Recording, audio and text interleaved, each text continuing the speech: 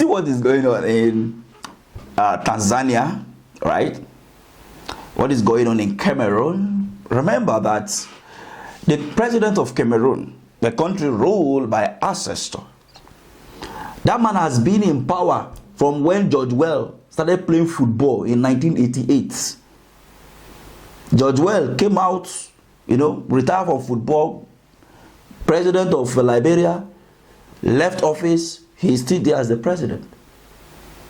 And this is the reason why you need to watch this video to the end. Nigerians, you need to be worried going into 2027 election. In fact, 2026, you need to be worried. Seriously worried. Because Paul Biam, or whatever his name is, his legacy in Cameroon is about to be replicated in Nigeria. So, but before we dive into that, let's look at the president of Tanzania. This woman rose into power with the wishes of the people, support of the people. And all of a sudden, she's now the Indian mean mama. That's how they call her right now. Changing the constitution to remain in power, arresting all the opposition leaders. Haven't we have been saying all of this for a very long time. Even in Nigeria, it happens. Just that, it have not gone to the part of arresting yet, but the persecution of opposition in Nigeria, we have been saying that. We even saw the Senate president the other day saying at the National Assembly that if Tambuwa wants to be relevant, they should leave his party to APC. Relevance in what wills? They keep traumatizing, they keep, throwing jabs and unnecessary things when they ought to be doing the needful for the development of this country. So, look at it. The people of Tanzania, don't be deceived. The call of the military to take over the power. I believe that for normalcy to come in that country right now, the military may have to come in. But don't be deceived. It may be the same thing. But one thing that you people have to stand up for is a referendum. Making demand and pushing someone that you trust and believe. And letting the person know, if you mess up, the same way we'll bring you and we'll carry you come out. Same to Cameroonians. But one thing you need to understand is that your government is not being run in Cameroon, but in France. So don't be surprised that one military guy may come up and say, oh, France, oh yeah, leave our country, just to please you. But behind the scene, they are still dining and whining. When will Africa get her own independence from the colonial masters? Because as it stands right now, we are still under colonialism, right? But look at it this way. In Nigeria today, we have more than 50 senators from APC. In fact, almost all the senators from the opposition are now going to APC. Out of 109 senators, more than 60 of them are already in APC. Go to House of Rep, over 200 of them are already in APC. Look at our governors. Only four there is now opposition, of which more are decamping. In fact, Plateau State won the camp self, they drag leg up and down. So by 2026, you may have the whole of the political architecture in this country under one political party. What does that mean?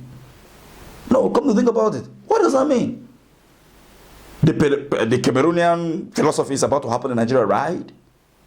When they said that the country is heading towards one party system, you see them trying to gaslight you and tell you that during Obasanjo time, we had people decamping and all of that. But look at it. Can you compare the governance in Obasanjo time and the current one? Can you compare the nepotism that time and the one currently now? They are of the same tribe, the same region. So let's look at it. What is the benefit of a one-party state? Will it enhance development or sycophancy? No, tell me. All the APC states in Nigeria today, how well is the security architecture in those states? How well are they safe? How well is the development of those states? How many industry have they been able to build? How many people have they been able to pull out of poverty? How many people are employed because that state is governed by APC? My state is governed by APC. Nothing to show for it. Yes. Nasarawa state unko. Ebonyi state unko. Now Enugu joined. What about Lagos? With all the IGR, what have they been able to achieve? Nothing.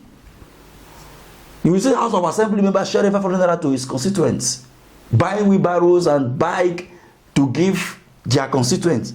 In fact, when they buy those bikes, they give it to their followers, and then their followers will go and sell it. Imagine buying bike to empower people and you give it to a man of 70, 50, 60 years old.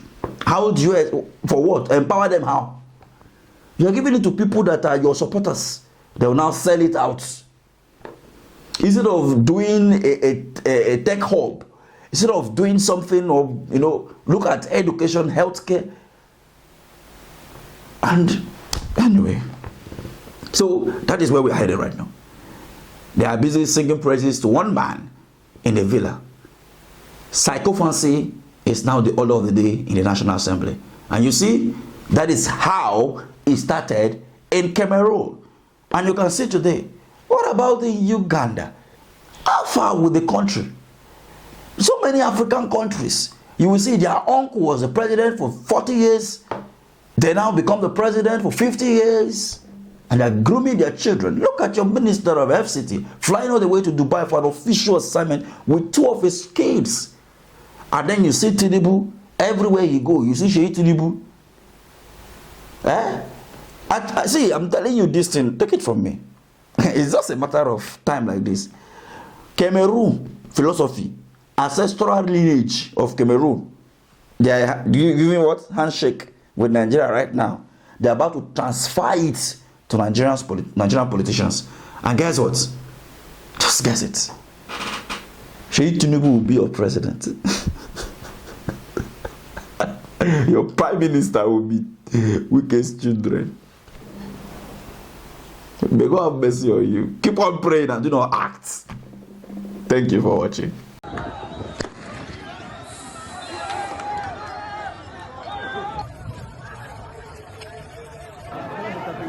Ué, lá, tem um cara de KFC.